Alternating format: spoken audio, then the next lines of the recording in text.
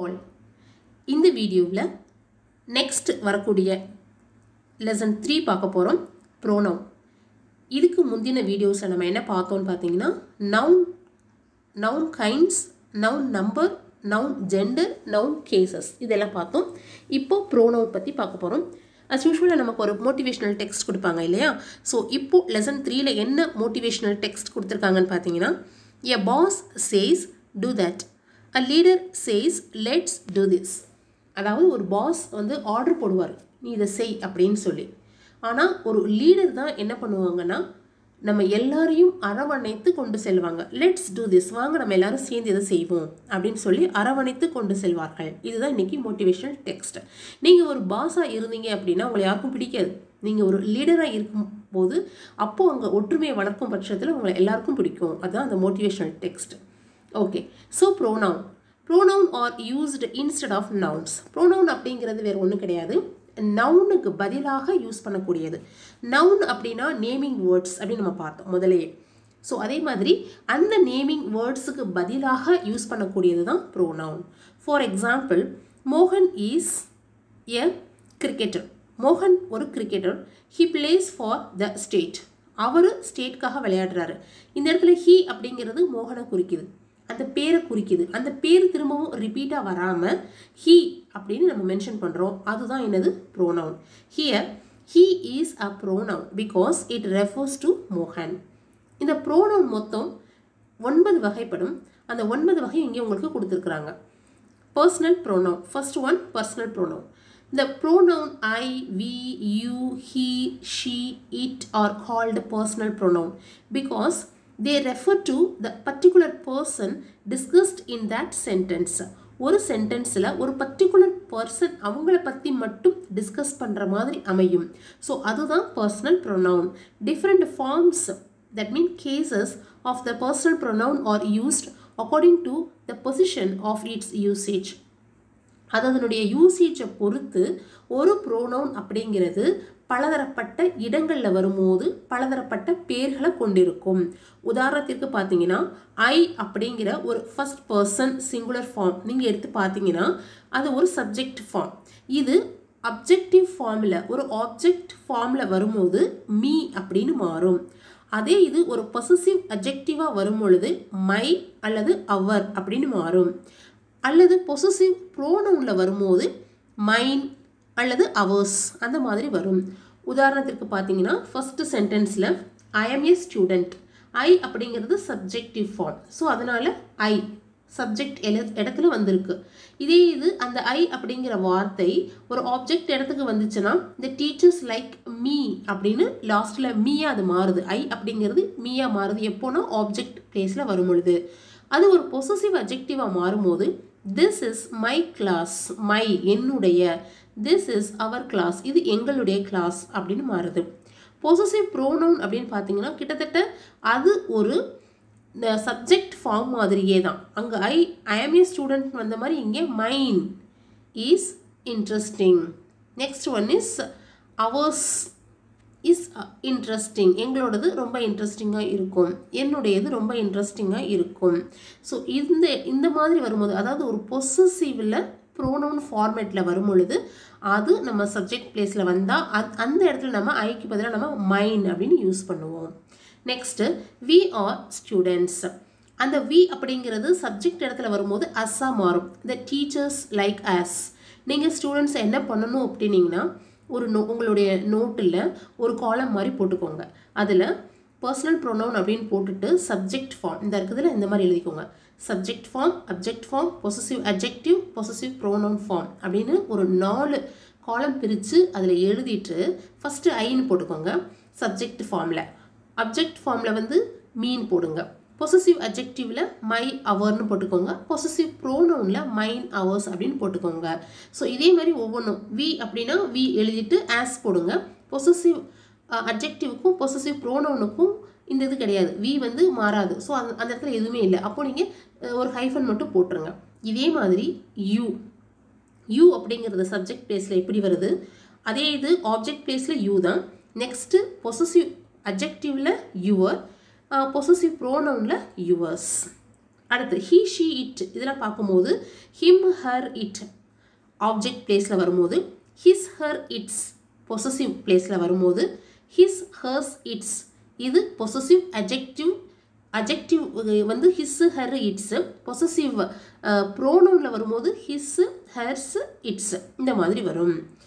they அப்படின்னு வரும்பொழுது தெம்மாகவும் அடுத்து இட்டாகவும் அடுத்து தயசாகவும் மாறுது. இது நீங்கள் பக்கத்தில் ஒரு கட்டை மாதிரி போட்டு நோட்டில் ஒரு கட்டை மாதிரி போட்டு எடுத்து எழுதி வச்சுக்கோங்க. அப்போ தான் உங்களுக்கு ஒரு பெரிய பேராகிராஃப் மாதிரி அடுத்து உங்களுக்கு வரும்.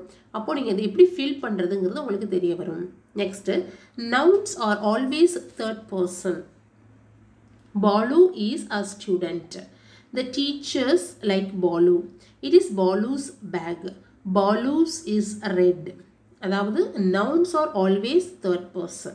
இந்த இடத்துல noun அப்படிங்கிறது ஒரு தேர்ட் பர்சனாக வருது. ஒரு பாலு அப்படின்ற ஒரு பேர் வருதுன்னு வச்சுக்கோங்களேன். அப்போது அந்த பாலு அப்படிங்கிற பேர் மட்டும்தான் வருமே தவிர நம்ம ஹீ வரும்போது நம்ம என்ன பண்ணினோம், இந்த இருக்குது ஹீ அப்படின்னு வரும்போது ஹிம்மாவும் அப்புறம் ஹிஸ்ஸாவும் அப்புறம் ஹிஸ்ஸாவும் மாறுச்சு இல்லையா. அந்த மாதிரிலாம் இல்லாமல் பாலுன்னு ஒரு பேர் வந்துடுச்சுன்னா எல்லா இடத்துலையுமே பாலுன்னு தான் வரும். தென் கொஷின் வேர்ட்ஸ் இன்ட்ரோகேட்டிவ் ப்ரோனவுன்னு பார்த்தீங்கன்னா who what அப்படிங்கிறது சப்ஜெக்ட் இடத்துலையும் whom where அப்படிங்கிறது ஆப்ஜெக்ட் இடத்துலையும் பொசசிவ் இடத்துல whose which அப்படிங்கிறதும் வரும். Next from the above chart you can infer that pronouns take different forms in different position. Consider the sentence he is a good student and the teachers like him. But both he and him refer to the same person. அதாவது he is a good student he அப்படிங்கிறதும் the teacher likes him அப்படிங்கிறது இந்த இடத்துல him அப்படிங்கிறதும் இந்த he அப்படிங்கிறதும் same தான், ஒரே ஒரு பையனை தான் குறிக்குது. But different forms and cases are used because he is a subject and him is an object. Okay, not only personal pronoun but other types of pronouns given below have cases depending on the structural position of their usage in a sentence. Reflective pronoun. Reflective pronoun அப்புறம் emphatic pronoun, அதாவது செகண்டில் reflective pronoun கொடுத்துருக்குறாங்களா, இதுதான் reflective pronoun. Third பார்த்தீங்கன்னா emphatic pronoun or intensive pronoun அப்படின்னு ரெண்டு இருக்குது. ரெண்டுமே கிட்டத்தட்ட ஒரே மாதிரி தான் இருக்கும். ஸ்லைட்டஸ்ட் வேரியேஷன், அந்த ஸ்லைட்டஸ்ட் வேரியேஷன் என்னன்னு மட்டும் பார்க்கலாம். ரிஃப்ளெக்டிவ் ப்ரொனவுன்னா என்னன்னு பாருங்களேன். They are the pronouns used as objects in sentence wherein the action of the subject reflects upon the subject itself as illustrated below. Illustrated அப்படின்னா உதாரணத்தோடு எடுத்து காட்டுதல், கீழே பிலோனா கீழே அந்த மாதிரி. இப்போ பாருங்க, ஐ ஹர்ட் மை செல்ஃப், அதாவது ரிஃப்ளெக்டிவ் ப்ரொனவுன்னா என்ன அப்படின்னு சொல்கிறாங்கன்னா, ரிஃப்ளெக்டிவ் ப்ரொனவுன் அப்படிங்கிறது ஒரு சென்டென்ஸில் ஆப்ஜெக்ட் இருக்கிற இடத்துல வரும். அது சப்ஜெக்டு, அந்த சப்ஜெக்டு தான் அந்த காரியத்தை செஞ்சிச்சு அப்படின்னு சொல்லும். இதுதான் reflexive pronoun. I hurt myself, நானே ஹர்ட் பண்ணிக்கிட்டேன். யூ ஹர்ட் யுவர் செல்ஃப், நீயே ஹர்ட் பண்ணிக்கிட்ட. ஹீ ஹர்ட் ஹிம்செல்ஃப், அவனே ஹர்ட் பண்ணிக்கிட்டான். ஷீ ஹர்ட் ஹர் செல்ஃப், அவளே ஹர்ட் பண்ணிக்கிட்டா. இட் ஹர்ட் இட் செல்ஃப், அதுவாகவே காயமடைந்து விட்டது. ஸோ நீங்கள் இப்போ என்ன பண்ணணும்னா, அதே மாதிரியே ஒரு பாக்ஸ் மாதிரி போட்டு ரிஃப்ளெக்டிவ் ப்ரொனவுனில் ஐ வந்தா மை செல்ஃப், யூ வந்தா யுவர் செல்ஃப், ஹீ வந்தா ஹிம்செல்ஃப், ஷீ வந்தா ஹர் செல்ஃப், இட் வந்தா இட் செல்ஃப், வி வந்தா அவர் செல்ஃப்ஸ், யூ வந்தா யுவர் செல்ஃப்ஸ், தே வந்தா தேம் செல்ஃப்ஸ். இப்போ உங்களுக்கு ஒரு சின்ன டவுட் அரைஸ் ஆகலாம். யூ அப்படின்னு வரும்போது இந்த இடத்துல யுவர் செல்ஃப்ஸ் அப்படின்னும், இதே இடத்துல யூன்னு வரும்போது யுவர் செல்ஃப் விஇஎஸ் இல்லாமல் வெறும் செல்ஃப் இந்த மாதிரி மட்டும் வருது. அப்போ ஏன் இந்த வேரியேஷன் வருது அப்படின்னு நீங்கள் ஃபீல் பண்ணலாம். அதாவது இங்கே வந்து யூ அப்படிங்கிறது ஒரு ஆள், நீ அப்படிங்கிறதுனால யுவர் செல்ஃப் அப்படின்னு கொடுத்துருக்குறாங்க. பட் இந்த இடத்துல ப்ளூரல் ஃபார்ம் யூ, நீங்கள் அப்படின்னு கொடுத்துருக்கிறதுனால தான் யுவர் செல்ஃப்ஸ் அப்படின்னு கொடுக்குறாங்க. Okay, emphatic pronoun, intensive pronoun, they are the pronouns used to refer to the subject itself for emphasis as illustrated below. இங்கே பார்த்தீங்கன்னா ஒரு சப்ஜெக்ட், அதை இன்னும் அதிக அளவில் ஒரு ஸ்ட்ரெஸ் கொடுத்து சொல்லக்கூடியது emphatic pronoun. பார்த்தீங்கன்னா ஐ மை செல்ஃப் சப்ஜெக்டை ஒட்டி அப்படியே அதை ஃபாலோ பண்ணும். சப்ஜெக்டை ஃபாலோ பண்ணியே அந்த எம்ஃபட்டிக் ப்ரொனவுன் வந்துடும். I myself, we ourselves, you yourself, you yourselves, he himself, she herself, they themselves. இந்த மாதிரி இமீடியட் ப்ரோனவுனுக்கு ஒட்டி அதனுடைய எம்ஃபட்டிக் ப்ரோனவுன் வந்துச்சு அப்படின்னா அது எப்போதுமே அந்த எம்ஃபட்டிக் ப்ரோனவுன் வந்து ஒரு இன்டென்சிவ் ப்ரோனவுனாக இருக்கும். இன்டென்சிவ் ப்ரோனவுன் எம்ஃபட்டிக் ப்ரோனவுன் ரெண்டுமே ஒன்று தான். இன்டென்சிவ்னால என்னது, அழுத்தம் திருத்தமாக ஒரு நோக்கத்தோடு நான் தான் இதை செய்தேன், நான் தான் அதை பண்ணினேன் அப்படின்னு சொல்ல வர்றது தான். ஸோ அது வந்து ஒரு மை செல்ஃப், யுவர் செல்ஃப் அப்படிங்கிறது ஒரு ப்ரோனவுனை ஃபாலோ பண்ணி இமீடியட்டாக வந்துச்சுன்னா அது எம்ஃபட்டிக் ப்ரோனவுன். அது அப்படி இல்லாமல் அது ஆப்ஜெக்ட் இடத்துல வந்துச்சுன்னா அது ரிஃப்ளெக்டிவ் ப்ரோனவுன். அதை மட்டும் நீங்கள் ஞாபகத்தில் வச்சுக்கோங்க. இது இந்த பக்கத்தில் இருக்குது பார்த்தீங்களா, I prepared the food myself. இது வந்து அந்த ரிஃப்ளெக்டிவ் ப்ரொனவுனுக்கு எக்ஸாம்பிள்ஸ் கொடுத்துருக்காங்க. ஆனால் ஐ மை செல்ஃப் அப்படிங்கிறது எம்ஃபட்டிக் ப்ரொனவுனுக்கு எக்ஸாம்பிள்ஸ் கொடுத்துருக்காங்க. ஸோ ரெண்டு ப்ரோனவுனும் வந்துச்சுன்னா நீங்கள் பார்த்துக்கோங்க எப்படி யூஸ் பண்ணணும் அப்படிங்கிறத தெரிஞ்சுக்கோங்க. நெக்ஸ்ட் வந்து ரெசிப்ரோகல் ப்ரோனவுன். ரெசிப்ரோகல் அப்படிங்கிறதுனுடைய தமிழ் அர்த்தம் என்ன அப்படின்னு பார்த்தீங்கன்னா கிவ் அண்ட் டேக், கொடுத்து வாங்கிக்கொள், கொடுத்து வாங்கிக்கொள் அப்படிங்கிறது தான் கிவ் அண்ட் டேக் அப்படின்னு சொல்லுவோம். ஸோ அதுதான் reciprocal pronoun. when there is a exchange of some kind between two people, ஒரு ரெண்டு பீப்புளுக்கு இடையில சில கைண்ட்னஸ் பாஸ் பண்ணுறாங்க, அப்போது the reciprocal pronoun each other and one another are used. அந்த டயத்தில் one another each otherங்கிற வார்த்தையை நம்ம யூஸ் பண்ணுவோம். there is very little difference between each other and the one another and we can normally use them in the same places. அதாவது ரொம்ப slightest different தான் each அதருக்கும் one அனதருக்கும் இருக்குது. But ரொம்ப ரேராக தான் நம்ம அதை ஐடென்டிஃபை பண்ணி போட முடியும். Love one another, love each other ரெண்டுமே கரெக்டு தான். We phone each other one another regularly, அதுவும் கரெக்டு தான். வி ஃபோன் ஈச் அதர்னாலும் கரெக்டு தான், வி ஃபோன் ஒன் அனதர்னாலும் கரெக்டு தான். வி ஹாவ் நோன் ஈச் அதர்னாலும் கரெக்டு தான். we have known one another for 12 yearsனாலும் கரெக்டு தான். ரெண்டுமே கரெக்டு தான். ஆனால் ஒரு சின்ன ஸ்லைட்டஸ்ட் டிஃப்ரெண்ட் நான் உங்களுக்கு சொன்னேன் பார்த்தீங்களா, அது என்ன அப்படின்னா இரண்டு பேரை மட்டும் குறிக்கக்கூடியது போல் இருந்தால் அந்த இடத்துல நம்ம ஈச் அதர் அப்படின்னு நம்ம சொல்லுவோம். மோர் தென் டூ அப்படின்னு வரும்பொழுது அந்த இடத்துல ஒன் அனதர். இது வந்து ரொம்ப ஸ்லைட்டஸ்ட் ரேர் கேசஸ். நீங்கள் நிறைய சென்டென்சஸ் எல்லாம் பார்த்து ரியலைஸ் பண்ணினா மட்டும்தான் இதை ஆப்டான இடத்துல போட முடியும். நெக்ஸ்ட்டு டிமான்ஸ்ட்ரேட்டிவ் ப்ரோனவுன், அதாவது திஸ், தீஸ், தட், தோஸ் இந்த மாதிரி வரக்கூடியது எல்லாமே டிமான்ஸ்ட்ரேட்டிவ். அப்படின்னு என்னென்னு பார்த்தீங்கன்னா டிமான்ஸ்ட்ரேட்டிவ் ப்ரோனவுன் ஆர் பாயிண்டர்ஸ், குறிக்கிறது. ஒரு 10 செல்ஃபோன் கிடக்குதுன்னா அதில் உன்னோட செல்ஃபோன் எது, இதுதான் என்னோடது அப்படின்னு நம்ம பர்டிகுலராக நோட் பண்ணி நம்ம அதை எடுத்தோம் அப்படின்னா அதுக்கு பேர் என்னது, demonstrative. Point out, point to something as seen in the example given below. point out பண்ணுறது, ஒரு பர்டிகுலராக பாயிண்ட் அவுட் பண்ணுறது தான் டிமான்ஸ்ட்ரேட்டிவ் ப்ரொனவுன். சிங்குலர் வந்து திஸ், தட், ப்ளூரல் வந்து தீஸ், தோஸ், அவ்வளோதான். இன்டெஃபினைட் ப்ரொனவுன், டெஃபினைட் அப்படின்னா வரையறுக்கக்கூடிய, இன்டெஃபினைட் அப்படின்னா வரையறுக்க முடியாத ப்ரோனவுன், யார் அப்படின்னே தெரியாத ஒரு சூழ்நிலை, அந்த மாதிரி இருக்கக்கூடிய வார்த்தைகள் indefinite pronoun. Indefinite pronoun can refer to everybody, everything of a group of noun in a general way as illustrated below. இதுதான் indefinite pronoun பார்த்தீங்கன்னா everybody, somebody, everything, something, one, all, you, few, nobody, anything, nothing, none, some, each, many, இது எல்லாமே இந்த indefinite pronoun தான்.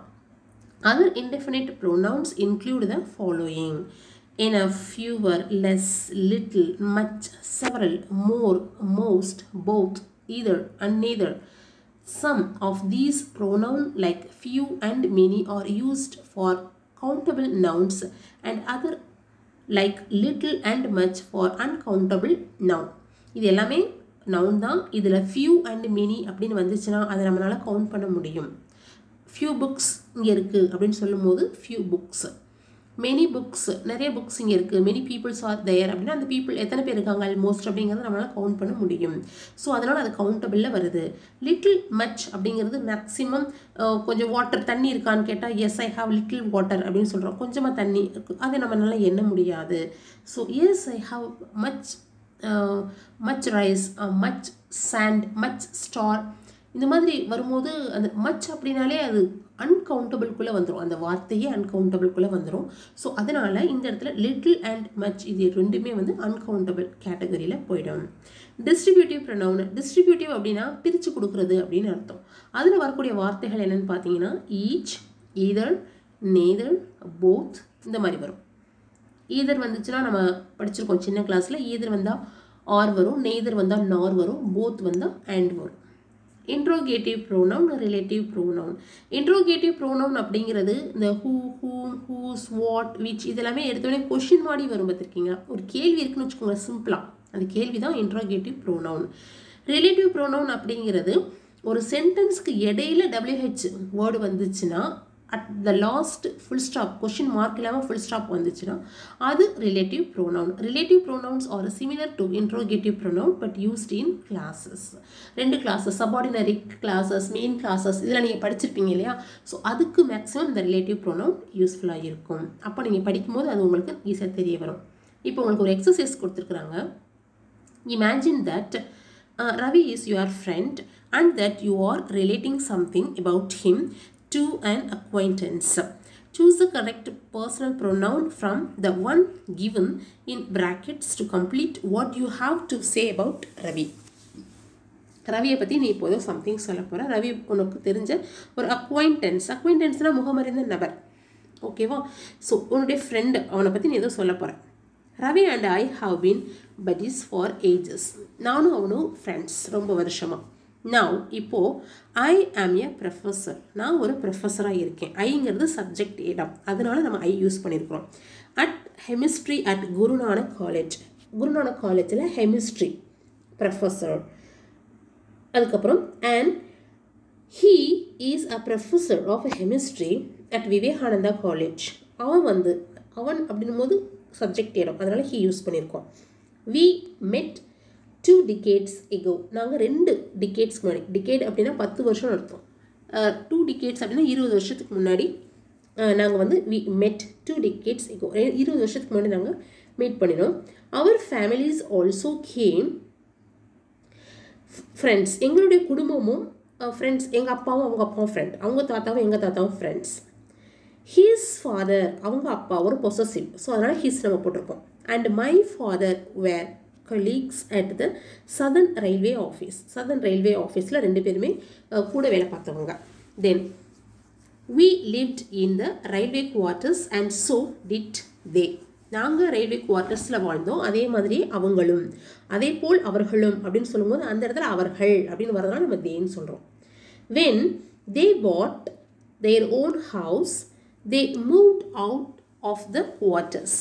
அவங்க வந்து own house, அவங்க வந்து என்ன பண்ணிட்டாங்க, their own house, அவங்களோட சொந்த வீடு, அதுக்கு வாங்கி அங்கே போயிட்டாங்க. they moved out of the quarters காலி பண்ணிவிட்டு அங்கே போயிட்டாங்க. a few years later we bought our own house. நாங்கள் இன்னொரு புது ஹவுஸ் வாங்கினோம். and went to live there, அங்கே வாழ போயிட்டோம். இந்த இடத்துல our friendship, எங்களுடைய friendship didn't fade, பழசாகவில்லை. both of us, நாங்கள் ரெண்டு பேருமே joined the same college and the same course as well. ஒரே காலேஜ் ஒரே கோர்ஸு சேர்ந்தோம். I used to share my class notes with him. நான் என்னுடைய நோட்ஸ் எல்லாத்தையுமே அவங்க கூட ஷேர் பண்ணுவேன். When he couldn't make it to college, அவன் வராத டயத்தில். He also shared his with me whenever required, எனக்கு தேவைப்படுற நேரத்தில் அவனோட நோட்ஸ் எனக்கு கொடுப்பான். வி ஸ்டடிடு டுகெதர், நாங்கள் ரெண்டு ஒன்றா தான் படித்தோம். But did our projects independently, ப்ராஜெக்ட்லாம் வரும்போது நாங்கள் தனித்தனியாக தான் பண்ணுவோம். he got the first prize for his, அவனுக்கு ஃபர்ஸ்ட் ப்ரைஸ் அவன் வாங்கினான். and I got the second prize for mine. இந்த இடத்துல ஃபார் மைன்னு நான் போட்டிருக்கேன் பார்த்தீங்களா, ரெட் கலரில் மைன் ஆன்சர், அது மைன் கிடையாது, மீ தான். ஏன் சொல்கிறேன் மைன் வராது அப்படின்னா, மைன் வந்து பொசசிவ் ப்ரோனவுன், அது சென்டென்ஸ் தொடக்கத்தில் தான் வரும், எண்டில் வராது. ஸோ அதனால் இந்த இடத்துல மைன் வராது, மீ தான் வரும். ஸோ நீங்கள் மீ அப்படின்னு எழுதிக்கோங்க. When Ravi congratulated me, he said, I like your project. It's awesome. I replied, I think yours is the best. You deserve the first prize. So, இதெல்லாமே என்னன்னா ஒரு pronoun. அந்த personal pronoun. இந்த மாதிரி உங்களுக்கு எக்ஸாமில் ஒரு பேராகிராஃப் கொடுத்து அதில் இந்த மாதிரி ப்ராக்கெட்டுக்குள்ளே சப்ஜெக்டிவாக அப்ஜெக்டிவாக இல்லை பொசசிவாக அந்த மாதிரிலாம் கொடுப்பாங்க. நீங்கள் ஆப்டானதை செலக்ட் பண்ணி போடணும். நெக்ஸ்ட்டு அடுத்தது பார்த்தீங்கன்னா fill in the blanks with the suitable reflective pronoun or emphatic pronoun. reflective pronoun emphatic pronoun போடுங்க அப்படின்னு சொல்லி கேட்டிருக்காங்க. ஆக்சுவலி இவங்க வந்து அவங்களே ஃபில்அப் வந்து மாதிரி கொடுத்துட்டாங்க பாருங்களேன். ஐக்கு பக்கத்தில் மை டேஸ் கொடுத்துருக்குறாங்க. ஸோ நான் என்ன சொன்னேன், ஒரு he she it I we you they இந்த மாதிரி ஒரு பர்சனல் ப்ரோனவுனை ஒட்டி இமீடியட்டாக ஒரு ஃபில்அப் வந்தது அப்படின்னா அது எப்போவுமே ரிஃப்ளெக்டிவ் ப்ரோனவுன் தான். ஆப்ஜெக்ட் இடத்துல வந்துச்சுன்னா அப்படி வந்ததுன்னா அது எம்ஃபட்டிக் ப்ரோனவுன். ஆப்ஜெக்ட் இடத்துல வந்துச்சுன்னா அது ரிஃப்ளெக்டிவ் ப்ரோனவுன் தான். இப்போது ஐ வந்திருக்கு, மை செல்ஃப்ங்கிறது எம்ஃபட்டிக் ப்ரோனவுன். ஐ இந்த இடத்துல வந்திருக்கக்கூடிய மை செல்ஃப் அப்படிங்கிறது reflexive pronoun. They themselves reflexive pronoun. She herself reflexive pronoun. The dog itself reflexive pronoun. fill in the blanks with the suitable reciprocal pronoun. reciprocal pronoun நம்ம பார்த்தோம் இல்லையா, one another each other. இந்த எல்லாத்துக்குமே இந்த 5க்குமே வந்து நீங்கள் one another each other போட்டால் கரெக்டாக தான் இருக்கும். நம்ம எதனால அப்படிங்கிறது நான் சொல்கிறேன். At the end of the tennis match the players congratulated one another போட்டால் கரெக்டு, ஈச் அதர் போட்டாலும் கரெக்டு தான். இங்கே டென்னிஸ் பிளேயர் அப்படின்னு கொடுத்துருக்குறாங்க இல்லையா, டென்னிஸ் மேட்ச்சில் இருக்கக்கூடிய பிளேயர்ஸ். டென்னிஸ் பொதுவாக 2 பேர் விளையாடுவாங்க. இரட்டையர் ஆட்டம்னு ஒன்று இருக்குது. அப்போ அந்த இடத்துல 4 பேர் விளையாடுவாங்க. ஸோ அதனால் ஒன் அனதர் ஈச் அதர் ரெண்டுமே கரெக்டு தான். ஃப்ரெண்ட்ஸ் ஷுட் சப்போர்ட் ஒன் அனதர்னாலும் கரெக்டு தான், ஈச் அதர்னாலும் கரெக்டு தான். ஏன் அப்படின்னா நான் உங்களுக்கு புரியணும் அப்படிங்கிறதுக்காக ஒன் அனதர் ஒரு வார்த்தை மட்டும் தான் போட்டிருக்கேன். நீங்கள் 2மே போட்டுக்கலாம், 2மே கரெக்டு தான். ஃப்ரெண்ட்ஸ் அப்படிங்கிறது ஒரு 2 பேர், நான் இருக்கேன் என்னுடைய ஃப்ரெண்டு, அப்போ நாங்கள் 2 பேர் மட்டும் வரும்போது அந்த ஈச் அதர்ங்கிறது 100% கரெக்ட். ஆனால் இங்கே ஃப்ரெண்ட்ஸ் கொடுத்துருக்குறாங்க மோர் தென் 2. ஸோ அதனால் நம்ம ஒன் அனதர் அப்படின்னு மீன் பண்ணி ஒன் அனதர் போட்டாலும் கரெக்டு தான். லவ் ஒன் அனதர்னாலும் கரெக்டு தான், லவ் ஈச் அதர்னாலும் கரெக்டு தான். Siblings should care for, siblings அப்படின்னா அண்ணன் தம்பி அக்கா தங்கச்சி. ஸோ அவங்க அப்படின்னு வரும்பொழுது ஈச் அதர் போட்டாலும் கரெக்டு தான், ஒன் அதர் போட்டாலும் கரெக்டு தான். In a crisis we should be there for, ஒரு பிரச்சனை அப்படின்னு வரும்பொழுது நாம் வி ஷுட் பி, நாம அந்த இடத்துல நாமல் வந்துடுச்சு. ஸோ அந்த நாம் வி அப்படிங்கிறது ப்ளூரல், மோர் தென் 1. ஸோ அப்போ அது ஒன் அனதர் ஈச் அதர் போட்டாலும் கரெக்டு தான். எக்ஸசைஸ் 4 பார்த்தீங்கன்னா fill in the blanks with the suitable demonstrative pronoun, indefinite pronoun or distributive pronoun. இதில் வந்து demonstrative indefinite pronoun distributive pronoun கரெக்டாக போடு அப்படின்னு உங்களுக்கு கேட்டிருக்காங்க. all, anybody, அந்த ஆல்னா எல்லாமே அர்த்தம். anybody அப்படின்னா யாராவது, ஈச்னா ஒருத்தர், ஈதர்னா 2 பேரில் யாராவது ஒருத்தர், எவ்ரிபடினா எல்லாருமே, எவ்ரிதிங்னா எல்லா பொருட்களும், ஃபியூனா கொஞ்சம், மெனினா நிறையா, நீதர் அப்படின்னா 2ம் இல்லை, நோபடினா ஒருவரும் இல்லை, நன்னுனாலும் ஒருவரும் இல்லை, நத்திங்னா ஒன்றும் இல்லை, ஒன்னா ஒன்று, சம்படினா சிலர், சச்சுனா சிலர், தாட்னா அது, திஸ்னா இது, தீஸ்னா இவைகள், தோஸ்னா அவைகள். You should not give it to anybody, நீ இதை யாருக்கும் கொடுக்கக்கூடாது. எவ்ரிபடி இஸ் வெல்கம், ஒவ்வொருத்தரும் வரவேற்கப்படுகிறார்கள். ஆல் ஆர் வெல்கம், எல்லாரும் வரவேற்கப்படுகிறார்கள். இந்த இடத்துல நார் அப்படிங்கிறது வந்திருக்கு, ஃபாதர் நார் மதர் வந்திருக்கு. நார் வந்தாலே நீங்கள் நேதர் தான் போடுவீங்க. அதே மாதிரி யாராவது ஒரு பேரண்ட் ரிசிப்டை வந்து ரிப்போர்ட் கார்டில் சைன் போடுறது, அக்னாலஜ்மெண்ட் பெற்றுக்கொள்ளலாம் அப்படின்னும் போது ஈதர் 2 பேரில் ஒருத்தர். ஸோ அதனால் either parent. Then donate your books to the books bank or library. They might be useful to somebody. யாரோ சிலருக்கு அது பயன்படும். Then give each child, ஒவ்வொரு குழந்தைக்கும் அது கொடு, பென்சிலை கொடு, நோட் கொடு. Then Buddha gave up everything, எல்லாத்தையும் புத்தர் கைவிட்டுட்டாரு. Then this is my wife, these are my children. இது என்னுடைய மனைவி ஒரு ஆள். ஸோ திஸ், குழந்தைகள் பல. ஸோ அதனால் this. The mangoes on that trees are not as good as those from the other trees. அந்த மரத்தில் இருக்கிறது அந்த சைடு குரூப்பாக இருக்கிற அந்த மரங்களை விட அப்படின்னு இங்கே இருக்கக்கூடியது பர்டிகுலர், அங்கே இருக்கக்கூடியது அப்படின்னு நம்ம சொல்கிறதுனால that those அப்படின்னு நம்ம யூஸ் பண்ணியிருக்கிறோம். இந்த இடத்துல நீங்கள் those அப்படிங்கிறப்பல this thatங்கிறது இன்னும் மேட்சாக இருக்கும். The mangoes on this tree, இந்த இடத்துல ஐம் சாரி, இந்த மேங்கோஸ் ப்ளூரல் ஃபார்ம் வந்திருக்கு இல்லைங்களா. ஸோ அதனால் நம்ம இங்கே என்ன பண்ணணும்னா the mangoes on these tree are not good as those from the other tree. So இந்த இடத்துல that இருக்குது பார்த்தீங்களா, இந்த that-க்கு பதிலாக நீங்கள் கரெக்டானது என்ன போடணும், these, THESE, these இதான் போடணும். Okay, next enrich your vocabulary. So இது என்ன கொடுத்துருக்குறாங்க அப்படின்னா ஒரு லீடர், அந்த லீடர் சம்மந்தமாக மோட்டிவேஷ்னல் வேர்டு உனக்கு தெரிஞ்சால் அதை எழுது அப்படின்னு சொல்லியிருக்கிறாங்க. இதுதான் enrich your vocabulary. உங்களுடைய வேர்ட்ஸ் நாலேஜை வந்து வளமைப்படுத்துங்கள் அப்படின்னு சொல்லி. நீங்கள் என்ன பண்ணணும்னா respectful, responsible, systematic, organised, transparent, இது எல்லாமே ஒரு லீடர்ஷிப் குவாலிட்டியில் இருக்கக்கூடிய வார்த்தைகள். ரெஸ்பெக்ட்ஃபுல்னா மரியாதை கொடுக்கறது, ரெஸ்பான்சிபிள்னா பதிலளிக்கக்கூடிய தயார் நிலையில் இருக்கிறது, சிஸ்டமேட்டிக்னா ஒழுங்குபடுத்துறது, ஆர்கனைஸ்டுனா அந்த அமைப்பு ஒரு இதை ஏற்படுத்தி செய்யுது, ஒரு ஆர்கனைஸ் பண்ணுறது, ஒருங்கிணைக்கிறது, டிரான்ஸ்பரண்ட்னா ரொம்ப வெளிப்படைத்தன்மையாக இருக்கிறது. நீங்கள் உங்களுக்கு தெரிஞ்ச அட்ஜெக்டிவ்ஸ் எழுதணும். உங்களுக்கு தெரியல அப்படின்னா நீங்கள் இதில் கூட பாருங்கள், டிக்ஷனரியில் அட்ஜெக்டிவ்ஸ் இருக்கும். இந்த மாதிரி ரெஸ்பான்சிபிள் ஓரியன்ட் அட்ஜெக்டிவ் வேர்ட்ஸ் பாருங்கள். இல்லை கூகுளில் கூட நீங்கள் சர்ச் பண்ணி பார்த்தீங்கன்னா நிறைய வார்த்தைகள் வரும். அதில் உங்களுக்கு இது வந்து கன்வீனியண்ட்டாக இருக்குது, ஒரு ஈஸியாக அதை ஃப்ளோ வரதுக்கு நீங்கள் சொல்லி பார்க்கறதுக்கு எது ஈஸியாக வருது, ஈஸியாக மக்கப் பண்ணுற மாதிரி இருக்கும், அதை நீங்கள் செலக்ட் பண்ணி எழுதிக்கலாம். இவங்க உங்களுக்கு அதான் கேட்டிருக்கிறாங்க. The motivational text, the boss says do that, a leader says let's do this, is an insight into what makes a person good leader. You can add to this word list to the qualities of a good leader. So generous, நீங்கள் வந்து பெருந்தன்மை, generous, selfless, சுயநலமின்மை, வேளாண், ரொம்ப ஒரு வலிமை நிறைந்த, bolt, தைரியம், obedient, கீழ்ப்படிதல். ஸோ இந்த மாதிரி சில வார்த்தைகளை நீங்கள் உங்களுக்கு தெரிஞ்ச வார்த்தைகளை எழுதிக்கலாம். Refer to Martin Luther king I have a dream speech. இங்கே உங்களுக்கு ஒரு லிங்க் கொடுத்துருக்காங்க இல்லையா? ஸோ அந்த லிங்க்கை வந்து நீங்கள் யூஸ் பண்ணி அவங்க கொடுத்துருக்கக்கூடிய அந்த லிங்க்கில் வரக்கூடிய அந்த லிஸ்ட் ஆஃப் வேர்ட்ஸ், சென்டென்சஸ் அதெல்லாம் உங்களுக்கு கேட்க சொல்லியிருக்காங்க. Next, express yourself. Read this story and comment on the moral of the story. ஒரு ஸ்டோரியில் ஃபில்லப் கொடுத்துருப்பாங்க. அந்த ஸ்டோரியில் ஃபில்லப்பை நீங்கள் கரெக்டாக பண்ணிவிட்டு அதனுடைய ஸ்டோரியினுடைய மாரலை பற்றியும் நீங்கள் சொல்லணும். இந்த ஸ்டோரியில் உங்களுக்கு ஃபில்லப் எதுவுமே கொடுக்கல, அவங்களே ஸ்டோரியவே கொடுத்துட்டு மாரல் மட்டும் அவங்கள்ட்ட கேட்டிருக்காங்க. கொஞ்சம் கன்ஃபியூஸ் பண்ணுற மாதிரி இருக்கும். நீங்கள் வரக்கூடிய வார்த்தைகளை எவ்ரிபடி, சம்படி, நோபடி, எனிபடி அப்படிங்கிறத ஒரு ஆளாக நீங்கள் நினச்சிக்கணும். அதுக்குரிய மீனிங் அப்படிங்கிறத நினைக்காம ஒரு பர்சனாக நீங்கள் நினச்சிங்கன்னா ஒரு மாதிரி ஸ்டோரியும், இல்லை மீனிங் மட்டும் நினச்சி பார்த்தீங்கன்னா வேறு விதமான ஒரு ஸ்டோரியும் கொடுக்கும். ஸோ இந்த 3D மாதிரி ரொம்ப அழகான ஒரு கதைக்குள்ளே ஒரு ஸ்டோரிக்குள்ளே இன்னொரு ஸ்டோரி மறைஞ்சிருக்கும். அதை நான் உங்களுக்கு ரீட் பண்ணி காமிக்கிறேன். இப்போது this is a story about 4 people. 4 பேர் அவங்கள பற்றின ஸ்டோரி இது. அந்த 4 பேருடைய பேர் என்னென்னா எவ்ரிபடி, சம்படி, எனிபடி, நோபடி அப்படின்னு 4 பேர். So there was an important job to be done and everybody was sure that somebody would do it. There was an important job to be done. ஒரு முக்கியமான வேலை செய்யணும். And everybody was sure. everybody அப்படிங்கிற ஒரு நபர், somebodyங்கிற ஒரு நபர் செய்வார் அப்படின்னு நினைத்தார். Anybody could have done it.